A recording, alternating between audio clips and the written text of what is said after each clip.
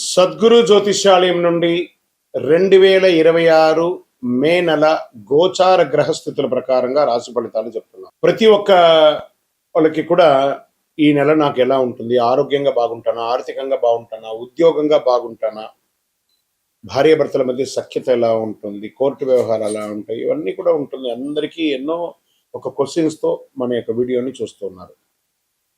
జాతకం పడుతున్న వర్షానికి ఒక గొడుగు మాత్రమే కానీ జాతకం జీవితం కాదు.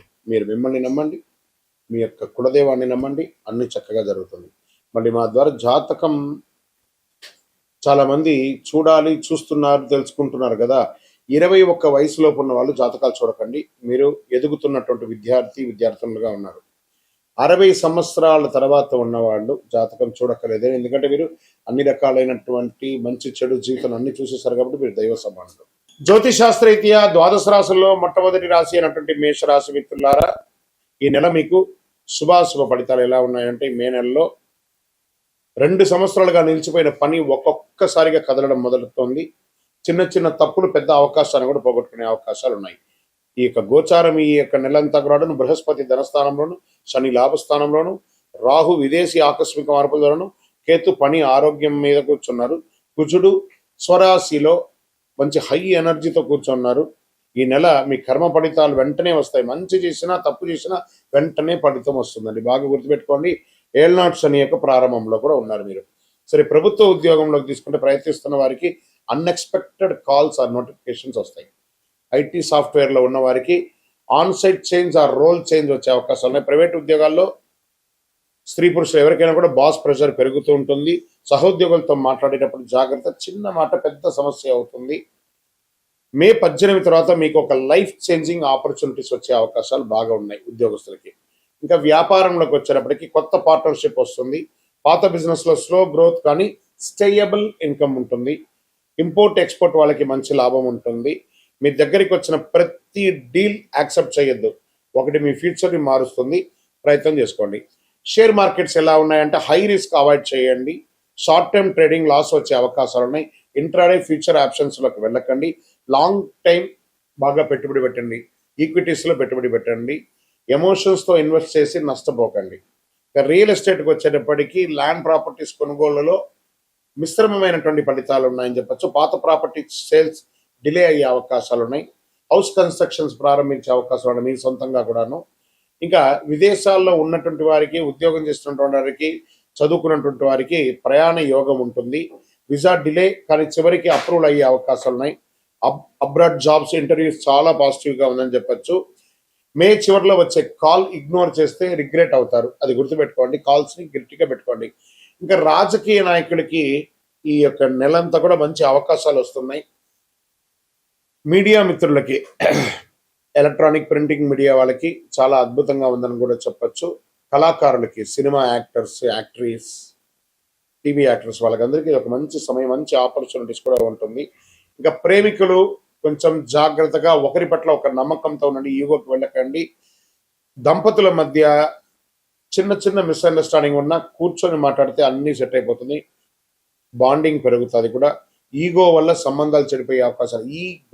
అందులో తీసేసేయండి, జస్ట్ గో, అన్నీ సెట్ అయిపోతుంది. విద్యలో స్టూడెంట్స్ కాస్త ఫోకస్ బాగా పెట్టాలి. కాంపిటేటివ్ ఎగ్జామ్స్లో మంచి అవకాశాలు ఉన్నాయి.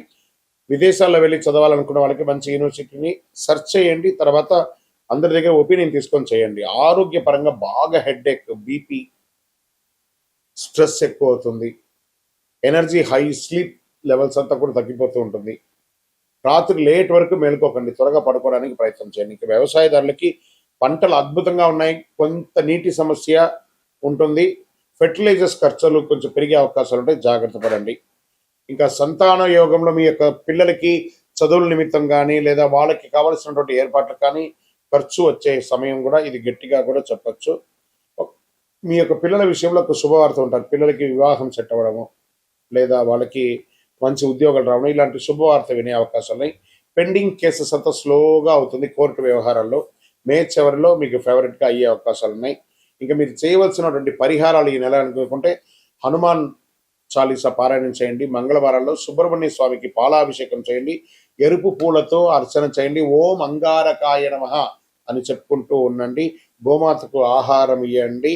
21 రోజులు మీరు సుబ్రహ్మణ్య స్వామికి కానీ 19 ప్రదక్షిణాలు కానీ చేస్తే రోజు కూడాను చాలా అద్భుతమైనటువంటి ఫలితాలను పొందారు. మేషరాశి వారికి ఈ యొక్క మే నెల ఒక టర్నింగ్ పాయింట్ మంత్ గా కూడా చెప్పచ్చు. అన్ని రకాలుగా మీరు బాగుంటారు.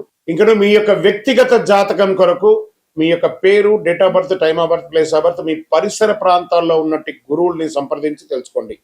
లేదా గురుగారు మీ ద్వారానే మేము అపాయింట్మెంట్ తీసుకోవాలనుకుంటున్నామంటే మా డిస్ప్లేలో కనబడుతున్నటువంటి నెంబర్కి మళ్ళీ చెప్తున్నా, మీ పేరు, date of birth, time of birth, place of birth WhatsApp చేయండి. మా అడ్మిన్స్ మీకు రిప్లై ఇస్తారు, మీరు పొందొచ్చు.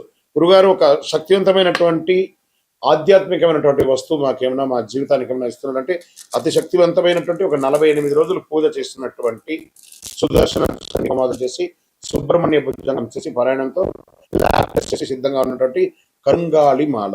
ఇది కావలసిన వారు మాకు వాట్సాప్ చేసి కాల్ చేసి మాతో మాట్లాడిన తర్వాత పొందండి విజయోస్తు. మీ జీవితంలో సంపద, తరగని సంపద, విజయం, అదృష్టం ఇవన్నీ పొందాలనుకుంటున్నారా? మా ఛానల్ ఈ యొక్క వీడియోని ఖచ్చితంగా చూడండి. అక్షయ తృతీయ 2026 ఏప్రిల్ 19వ తారీఖున మరియు ఏప్రిల్ 20 కొంతసేపు కొంత ఉంటుంది, కానీ పూర్తిగా ఉభయ తెలుగు రాష్ట్రాల్లో 19వ తారీఖున అక్షయ తృతీయ ఆదివారం వస్తుంది.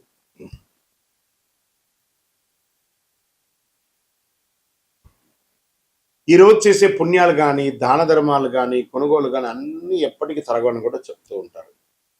అక్షయ తృతీయ అంటే ఏంటి అసలు? అక్షయం అంటే ఎప్పటికీ తగ్గని, నశించని అని అర్థం. తృతీయ అంటే వైశాఖ మాసంలో శుక్లపక్షంలో 3వ రోజు అని కూడా చెప్పచ్చు. ఎన్నో ముహూర్తాలు జరుగుతూ ఉంటాయి. శ్రీ మహావిష్ణువు పరశురాముల వారి యొక్క అవతారం, దశావతారంలో పొందినటువంటి రోజు కూడా అక్షయ తృతీయ. మహాభారత రచన ప్రారంభమైంది మహాభారతం ఈ యొక్క అక్షయ తృతీయ రోజే. భగీరథుడు గంగమ్మను భూమికి తీసుకొచ్చినటువంటి రోజు కూడా ఈ యొక్క అక్షయ తృతీయ. దీన్ని సర్వసిద్ధి దినము అని అంటారు.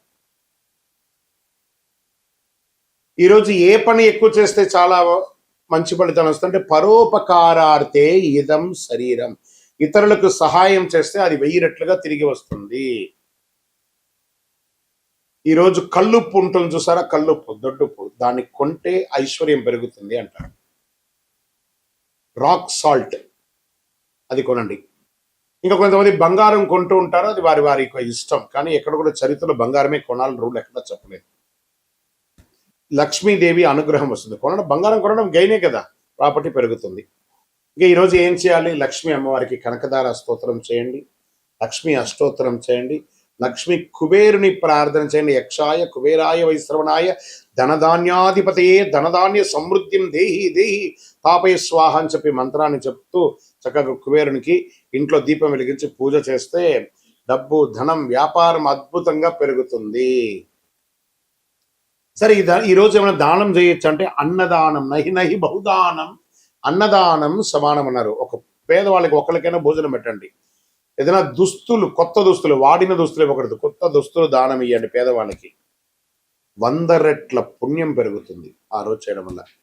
ఇంకా కొత్త పనులు ఏమైనా ఈరోజు ప్రారంభించవచ్చు అంటే బిజినెస్ ప్రారంభించండి, ఇల్లు కన్స్ట్రక్షన్ ప్రారంభించండి, ఏదైనా మార్కెట్లో పెట్టుబడి పెట్టాలని కూడా పెట్టండి.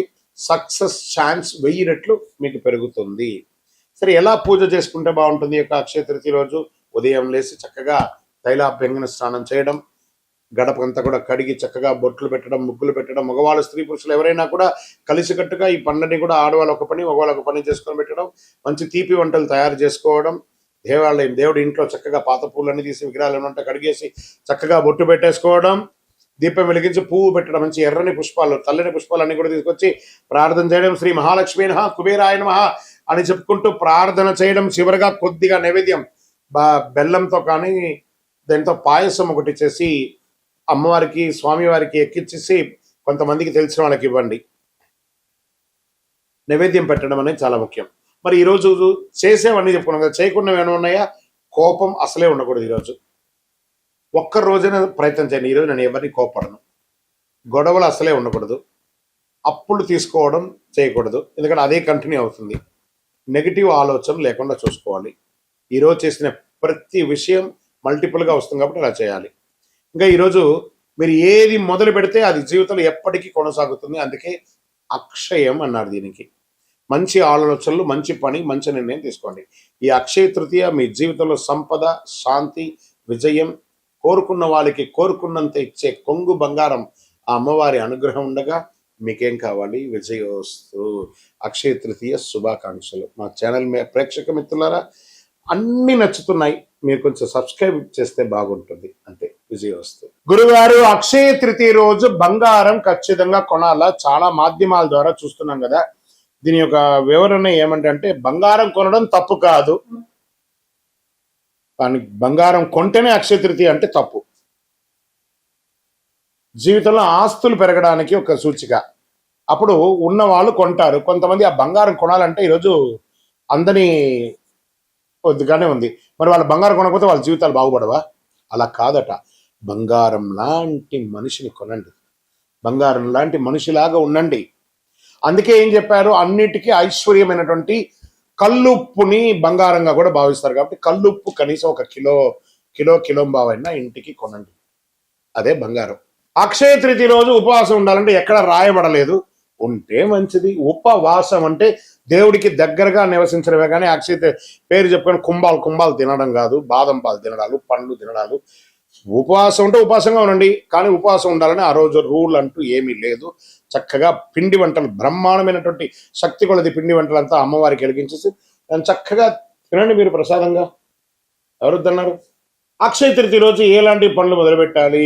గృహప్రవేశం, భూమి పూజ, నూతన వ్యాపారం, నూతన ఉద్యోగానికి అప్లికేషన్స్, నూతన యూట్యూబ్ ఛానల్స్. మనం కూడా ఛానల్ వాళ్ళమే కదా. నూతన యూట్యూబ్ ఛానల్స్, మంచి ఐడియాలజీ, మంచి థంబ్నైల్స్, మంచి ఎలా క్రియేట్ చేయాలి అవన్నీ కూడా చేయడం మంచిది. అక్షయ తృతీయ రోజు పుస్తకం రాయడము, లెక్కలు రాయడము, ఏది చేసినా మల్టిపుల్గా వస్తుంది. వ్యవసాయం దున్నడము, ఒక చెట్టు అయినా నాటడము, చలివేంద్రాలు ఏర్పాటు చేయడము, ఇలాంటివన్నీ కూడా చేయవచ్చు. దానాలు ఈ అక్షయ తృతీయ రోజు ఎలాంటి దానాలు చేస్తే చాలా బాగుంటుంది? ఒక చెప్పులు దానం ఇవ్వండి పేదవాళ్ళకి, ఒక వస్త్ర దానం ఇవ్వండి, ఒక పేదవాళ్ళకి భోజనం పెట్టండి. మీరు ఏది చేస్తే అది 1000 రెట్లు 1,00,000 రెట్లు మనకు తిరిగి వస్తూ ఉంటుంది. అలా చేయండి. ఒక దేవాలయానికి ధూపదీప నైవేద్యానికి ఇవ్వండి.